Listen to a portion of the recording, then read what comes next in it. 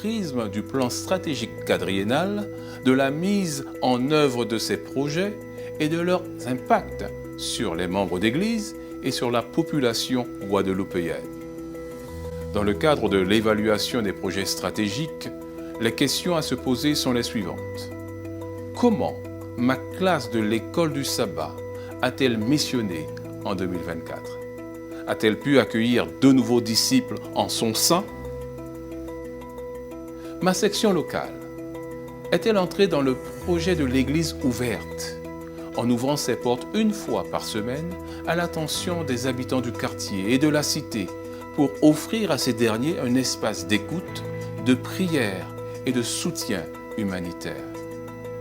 Quel soutien apporte ma section locale au projet Casa de Luz, qui vise à accompagner le public hispanophone dans sa fragilité sociale, éducative et spirituelle? Comment ma section locale a-t-elle contribué à la prévention contre les addictions au travers du projet Youth Alive, une jeunesse pleine de vie? Comment ma section locale a-t-elle contribué à aider les familles et les personnes âgées de notre société? Quelles actions ma section locale a-t-elle mises en place pour soutenir la mission aux saintes et à la désirade? Ma section locale a-t-elle soutenu les initiatives des institutions de l'Église? Je pense au SAAG, à l'ODGESA, à RVM. Chers frères et sœurs, la réponse à chacune de ces questions et autres questions du même type sera la jauge qui évaluera notre implication dans la mission. Je voudrais toutefois souligner la grande et belle mobilisation de l'Église unie était-elle dans la mission évangélique au mois de juin dernier.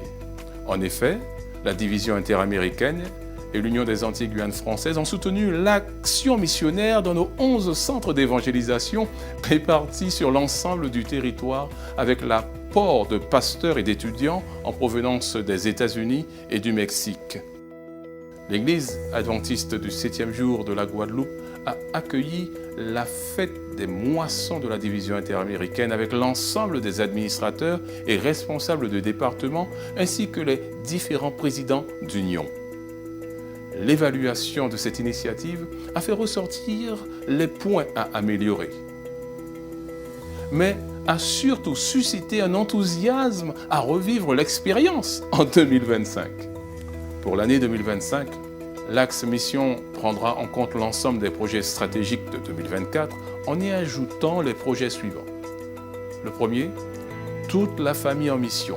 L'évangélisation en petits groupes, en famille, entre voisins, en public, par section locale et par secteur. Deuxième projet, 12 mois pour que ça cesse. Un programme de lutte contre les violences tant au sein de notre communauté que dans notre société. Un troisième projet, voleurs de vie, voleurs d'années. Un programme de santé mentale, physique et spirituelle dans les foyers. Nous voulons voir en 2025 notre centre d'influence à la désirade. Et en 2025, nous voulons voir l'ouverture de la nouvelle structure Maison, Santé et Vie.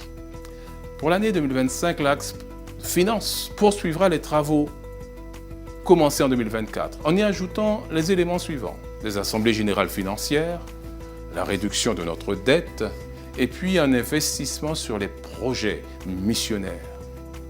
En ce qui concerne l'axe patrimoine, nous poursuivrons les travaux de recensement et de valorisation du patrimoine de l'Église. Nous tenons à vous affirmer que notre administration, nouvellement nommée, février 2023, vous vous en souvenez, met tout en œuvre afin que l'axe patrimoine soit valorisé. Dans cet objectif, elle s'est dotée d'un prestataire qui nous conseille et nous accompagne sur toutes les opérations liées au patrimoine. Enfin, sachez, chers frères et sœurs, que l'administration de l'Église adventiste de la Guadeloupe poursuivra au cours de l'année 2025 sa démarche de proximité en allant à la rencontre des comités de section locale par secteur. Ensemble, nous évaluerons les progrès réalisés dans la mission de Dieu.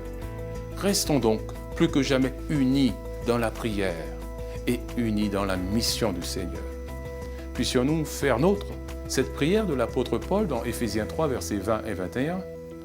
À celui qui peut, par la puissance qui est à l'œuvre en nous, faire infiniment au-delà de ce que nous demandons ou pensons, à lui la gloire dans l'Église et en Jésus-Christ, dans toutes les générations, à tout jamais. Amen.